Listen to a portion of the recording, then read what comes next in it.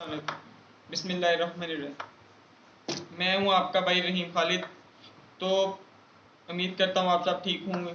तो आज से हम लोग फर्स्ट ईयर की बायो पढ़ाया करेंगे इंशाल्लाह अपने लेक्चर में ना। आज हम बायो का फर्स्ट लेक्चर स्टार्ट करेंगे इंशाल्लाह। तो आज हम पढ़ेंगे लिपिड्स। लिपिड्स का हमारे जिस्म में एक मेन किरदार है।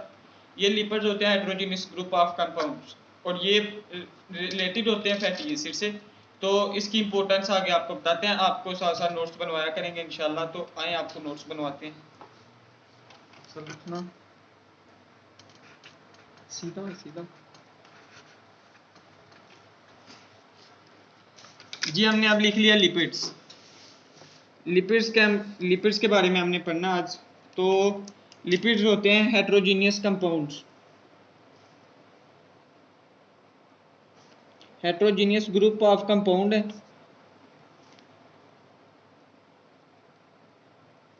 तो ये ना रिलेटेड होते हैं फैटी एसिड से, रिलेटेड होते हैं लिपिड्स ना। तो related to the fatty acid.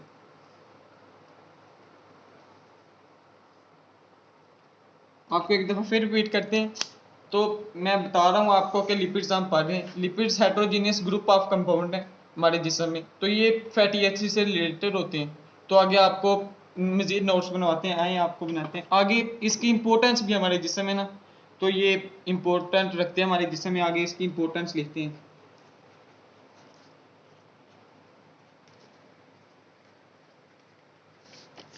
आगे आपको बताते हैं इसकी इंपॉर्टेंस क्या है हमारे जिस्म में।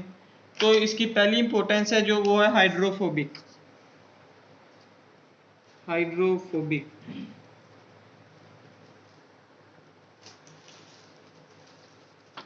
हाइड्रोफोबिक हमारे जिस्म में क्या किरदार है, ये वाटर वेपोराइज करते हैं वेपोरेशंस के जरिए से। वाटर इवेपोरेट होने में मदद करते हैं। वेपोरेट इवेपोराइजेशन।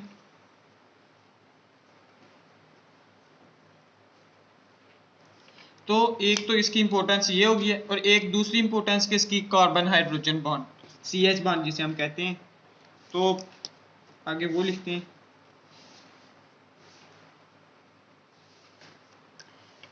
एक ना इसमें क्वेश्चन आता है इस इधर ना CH बॉन्ड के related, why lipid state of energy के वाई लिपिड एनर्जी को स्टोर कैसे करते हैं, why lipid store of energy.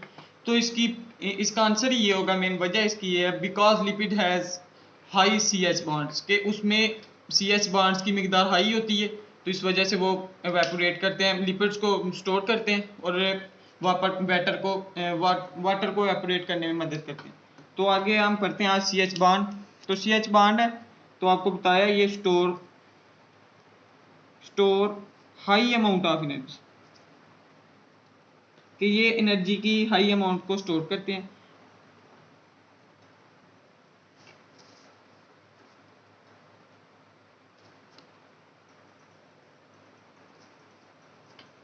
तो दो इसकी हो गई है इंपॉर्टेंस। आगे हम पढ़ते हैं हम तीसरी, थर्ड इंपॉर्टेंस इसकी, इंसुलेटर। इंसुलेटर सोच रहे होंगे आपके ये होता क्या इंसुलेटर। इंसुलेटर का में इसका ये इंपॉर्टेंस इसकी ये है कि ये ना हमारे जिस्म में टेम्परेचर को मेंटेन रखता है।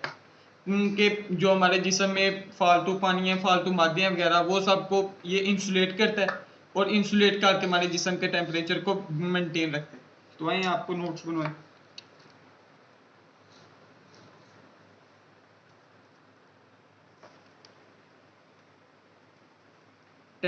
Temperature maintain.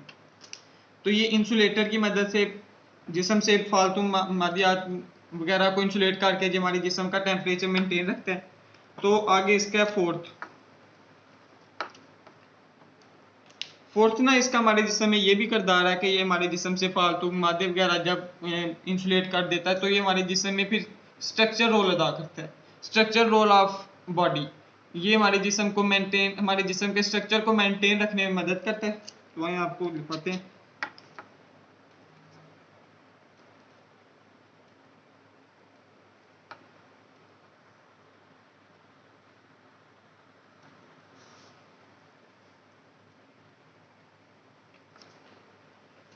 आप सोच रहे होंगे कि सर ने ये सारा समझा दिया भाई ने, तो आगे एग्जाम्पल भी आप सोच रहे होंगे कोई एग्जाम्पल होनी चाहिए, तो आइए आपको एग्जाम्पल भी इसकी देते हैं।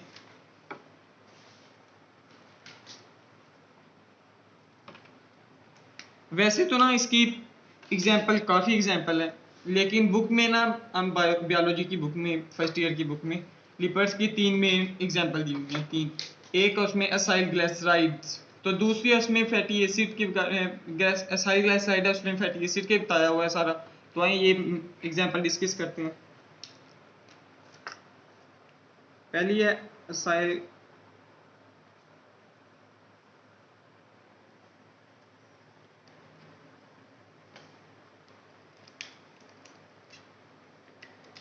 अब ये लिख लिया हमने असाइल ग्लाइसराइड, और ये एस्टर है ऑफ फैटी एसिड और एंड ग्लाइसरोल के।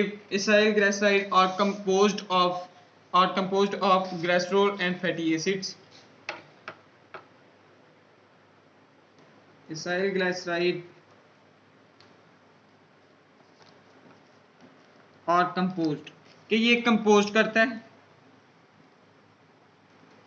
Composed of glycerides, glycerols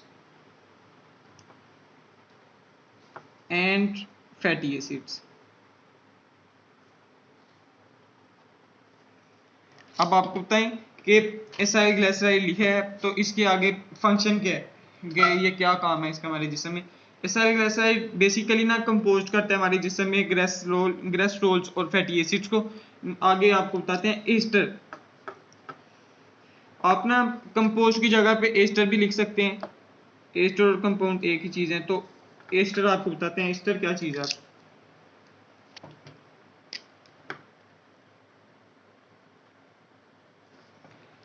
ester के लिए ना एक इक्वेशन यूज होती है, जो कि एसिड्स के एस्टर बनते कैसे।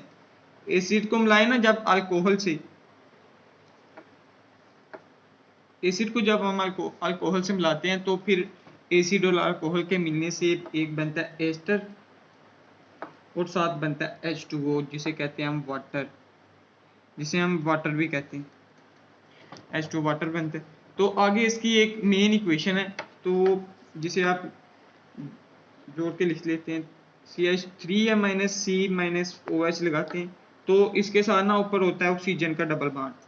तो इसको आगे दूसरे बॉन्ड से जोड़ते हैं, HO-C2H5, फिर आगे इसके मिलने से बना गया CH3 बना, -C-O, तो कार्बन के साथ इधर भी डबल बॉन्ड था, तो इधर भी डबल बॉन्ड ही आएगा, C2H3। तो ना इक्वेशन से पहले जो भी चीज़ कार्बन के साथ, अगर कार्बन की जगह पे हाइड्रोजन भी होता तो उसके साथ भी डबल बॉन्ड होता, तो वो आगे भी वैसे की वैसी जाती डबल बॉन्ड के साथ। तो इधर कार्बन के साथ डबल बॉन्ड था, इधर कार्बन के साथ ही आगे डबल बॉन्ड मुश्किल हो गया। तो अब आपको ग्रेस फ्लो, तो आपको ये एस्टर तो हमने आपको बता दिया। तो अब आप सोच रहे होंगे कि फैटी एसिड क्या चीज़ है, तो अब आपको हम बताते हैं फैटी एसिड्स।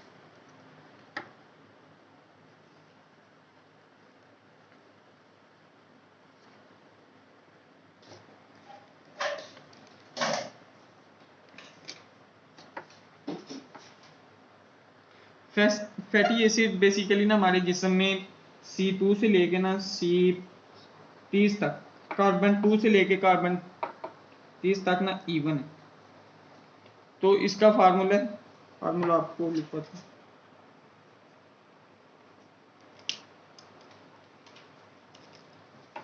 फार्मूला इसका R-C-OH। तो इधर भी डबल बॉन्ड, उसके साथ भी डबल बॉन्ड था एस्टर के फार्मूले में, और इधर भी डबल बॉन्ड ही है, -OH। तो आगे ब्रैकेट में लिख लेते हैं organic minus carboxylic acid.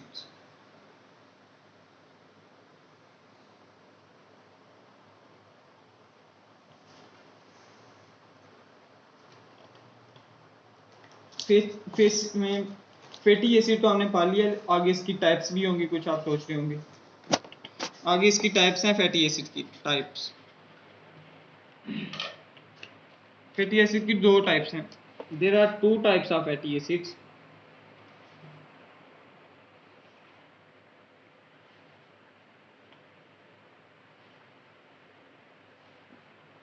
Fatty acid की दो टाइप्स हैं। पहली है जी saturated fatty acids, saturated fatty acid.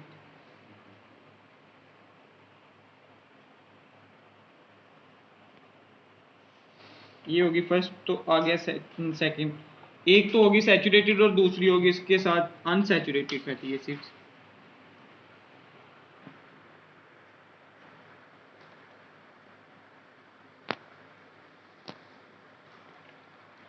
अब इनके दरमियान एक बहुत ही इंपॉर्टेंट, इन दोनों के दरमियान ना सैचुरेटेड फैटी एसिड और इनसैचुरेटेड फैटी एसिड, इनके दरमियान बहुत ही इंपॉर्टेंट शॉर्ट क्वेश्चन आ सकता है, तो इसलिए इनके दरमियान भी आपको डिफरेंस लिखवाते हैं।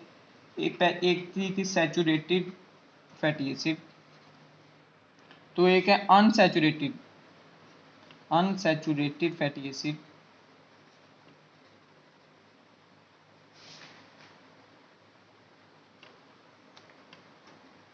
हम इनके दरमियान लाइन लगा लेते हैं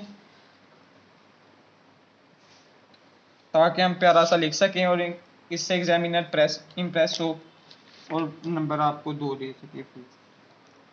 ये हम लिखते हैं पहले saturated fatty acids, saturated fatty acid लिखते हैं। तो सैचुरेटेड फैटी एसिड में ना कार्बन और कार्बन के दरमियान, इसमें फैटी एसिड में बनते ही बॉन्ड कार्बन और कार्बन के दरमियान है, तो सैचुरेटेड फैटी एसिड में कार्बन और कार्बन के दरमियान जो बॉन्ड होगा वो सिंगल होगा, सिंगल बॉन्ड। तो अब आप खुद अंदाजा लगा लें कि इसमें सैचुरेटेड फैटी एसिड में सिंगल बॉन्ड है, तो इसमें हमेशा डबल बॉन्ड होगा।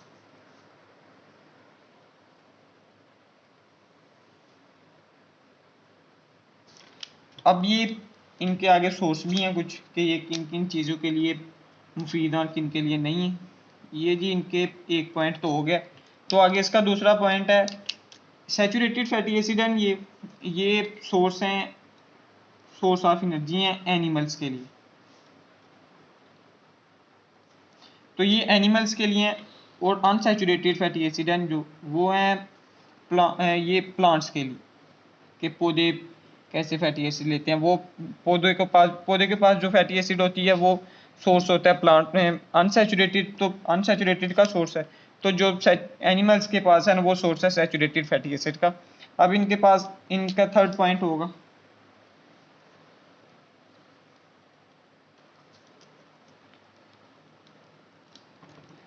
अपना सैचुरेटेड फैटी एसिड के मेल्टिंग पॉइंट और बॉइलिंग पॉइंट।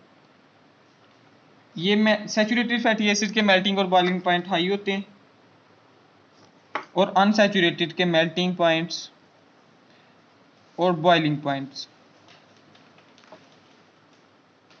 लो होते हैं। अब ये तीन डिफरेंस है इनके दरमियान, तो सैचुरेटेड और अनसैचुरेटेड फैटी एसिड के दरमियान। तो ये आपने अच्छी तरह याद करने ताकि इनके दरमियान डिफरेंस अच्छी तरह लिखना ताकि आपको नंबर सही मिल सके। तो जी आज के लेक्चर में बस इतना ही इख्तिताम को करते हैं अपना ये लेक्चर। तो उम्मीद करता हूँ कि आपको वीडियो अच्छी लगी हो, तो आपको नोट्स भी अच्छे लगे हों। तो प्लीज़ आप मेरे चैनल को सब्सक्राइब करें और वीडियो को लाइक करें।